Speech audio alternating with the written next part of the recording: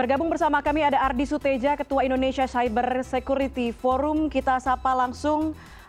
Selamat malam Pak Ardi.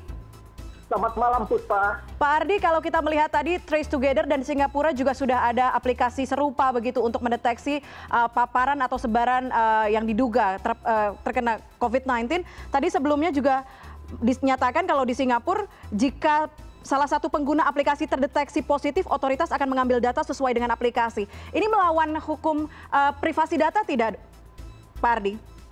Sebenarnya gini ya, kita harus juga melihat dari dua sisi ya. Ini sekarang ini kan kita dalam suasana ya, keadaan yang sangat darurat ya. Kita menghadapi bencana yang luar biasa. Jadi memang prioritas sekarang itu adalah mengabaikan sementara ya, aturan-aturan yang berlaku. Namun saya harus ingatkan ya, prinsip-prinsip perlindungan data ya, apalagi terkait data-data pasien ya, data pribadi orang itu tetap harus dikedepankan walaupun ini dalam keadaan darurat. Oke, Pak Ardi kabarnya sudah mencoba versi beta dari aplikasi Trace Together ini. Menurut Pak Ardi seperti apa? Efektifkah untuk digunakan? Begini, saya baru mencoba yang versi Singapura ya, yang dikeluarkan oleh Ministry of Health di Singapura ya. Itu memang lumayan bagus ya, tapi harus diingat yang di Singapura itu kan cakupannya tidak sebesar seperti Indonesia. Indonesia ini jumlah potensinya cukup besar ya, jumlah pasien potensi yang akan terpapar ya COVID-19 ini. Jadi dari segi cakupan jelas berbeda. Nah, intensitas juga pendataannya juga tidak sederhana seperti di Singapura. Oke, Pak Ardi, biasanya data apa yang diperlukan khususnya untuk di Indonesia oleh Kementerian Komunikasi dan Informatika dan juga Kementerian Kesehatan untuk bisa melacak siapa saja yang positif? Nah ini tantangannya, namanya aplikasi kan itu juga banyak keterbatasan ya, dan kita juga harus lihat aplikasi ini tersedia misalnya nanti bisa diunduh dari App Store ya. App Store artinya apa? Yang punya akses ke App Store kan bukan 1-2 orang. Jadi ini aplikasi bisa dikatakan aplikasi bebas. Kedua, ya aplikasi ini kita tahu juga yang namanya aplikasi yang bebas seperti ini itu juga memiliki kerentanan. Artinya apa?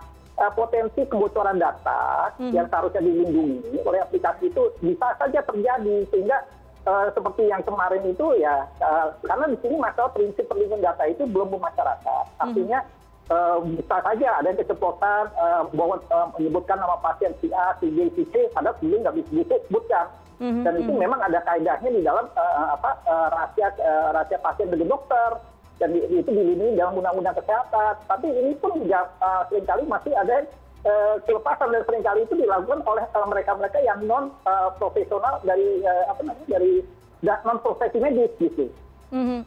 Oke, Pak Ardi, walaupun sebenarnya memang penetrasi internet di Indonesia sudah cukup luas, tapi kan nggak semua, maksudnya ada beberapa orang, ada sejumlah kalangan yang memang buta begitu dengan aplikasi semacam ini. Nah nantinya apakah bisa apakah cuma di bagian atas yang bisa terdeteksi, tapi sementara yang di bagian bawah ini nggak bisa terdeteksi dong?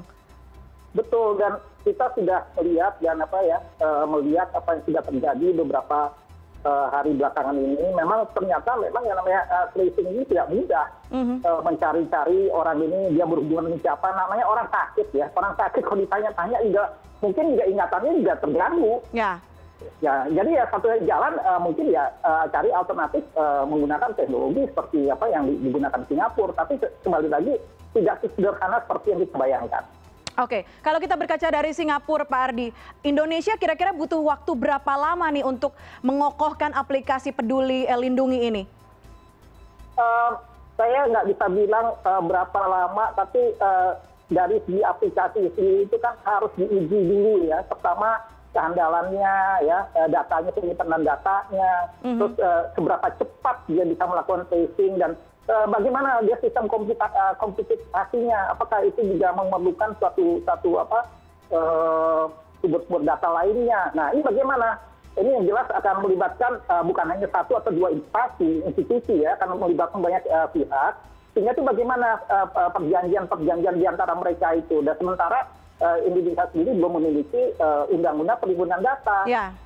Oke, Gitu. paling tidak kita apresiasi dulu langkah yang dilakukan oleh Kemenkominfo beserta dengan Kementerian Kesehatan. Semoga dengan cepat bisa men-tracing, walaupun mungkin tidak bisa semua, tapi paling tidak itu membantu untuk mengurangi tugas dari para tenaga medis untuk bekerja lebih lagi melawan COVID-19 ini. Pak Ardi Suteja, terima kasih banyak sudah bergabung bersama kami di CNN Indonesia Connected.